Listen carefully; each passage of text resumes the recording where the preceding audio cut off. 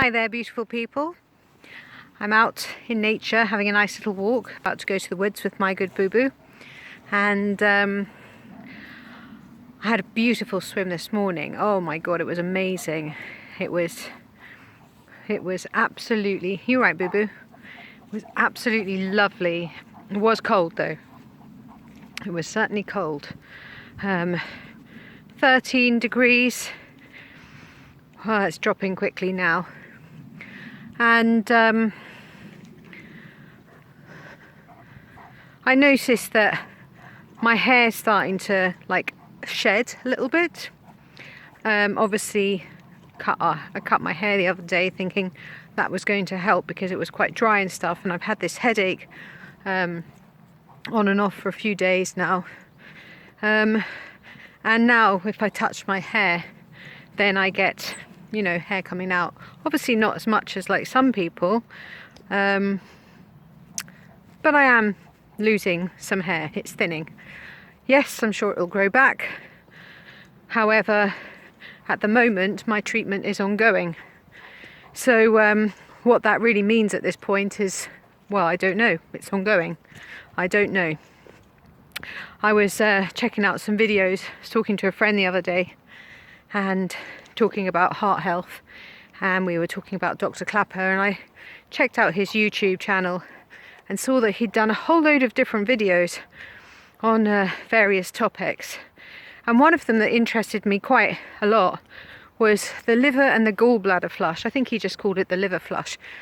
The reason why this interests me is because I actually asked this question to a group that I'm on, which is the Missing Medical School Lectures, about what the doctors that are in this group, what they thought about this liver and gallbladder flush. And they couldn't say that they'd heard of it or done it or knew anything that much about it. Or Dr. Andreas Moritz, who was the person that I was talking about in particular, who'd written this book. So they couldn't really comment on his work, but they gave me suggestions on how to eat healthily and that sort of thing, which was very kind. Thank you very much for that. But Dr. Clapper's actually done a video on this, and it interested me greatly because I have actually done a liver gallbladder flush, and that was, gosh, probably about 3 years ago or something. And yes, I had the stones that came out. I wouldn't say they were particularly hard, but I did have some stones, or at least what I thought were stones. However, if you watch Dr. Clapper's video, if you mix oil with Epsom salts and some lemon, which is like an acid, then what you'll get is a soap.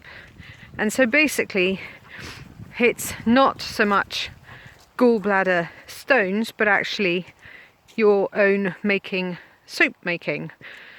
So I thought this was quite interesting because, you know, there's so many things out there, you can look at it and it's always different perspectives. So but there must be some reason why Dr. Andreas Moritz thought this was so important, that everyone should do this.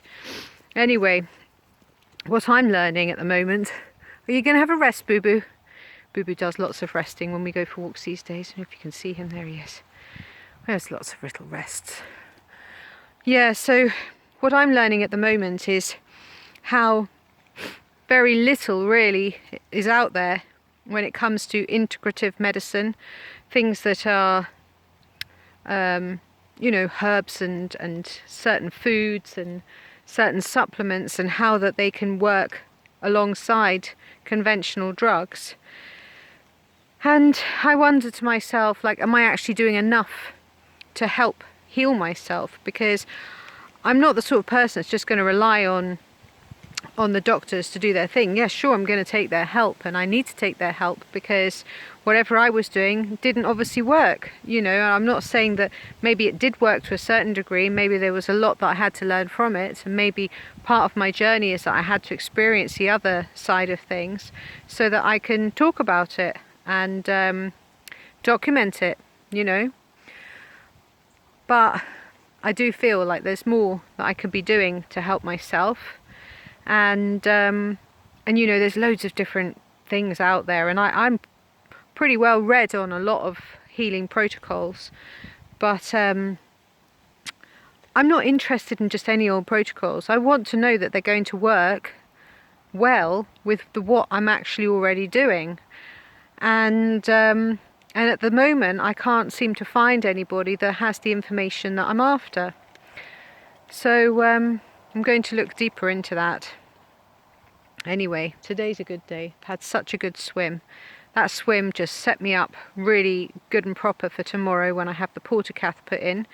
That's going to happen around midday, and it's going to take a couple of weeks to heal, and then I'm going to have to be very careful when I swim afterwards, because obviously there was nothing there before and now there is something under the skin.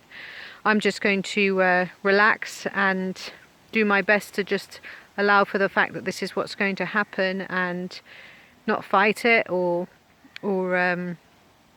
get tense about it, because I think that if you're feeling relaxed and accepting, it's going to be a lot easier for the doctors to put it in, and for me to heal as well from having had it done. Anyway, that's what I have to say today. I hope everyone's well, looking after themselves, and you know, really, honestly, I swear to God, look after yourselves. It's so important to take care of your bodies. You know, that is how you're going to live on this physical plane, in a body. If you don't have a body, you're not going to be here on this physical plane. You know, it's important to take care of yourselves.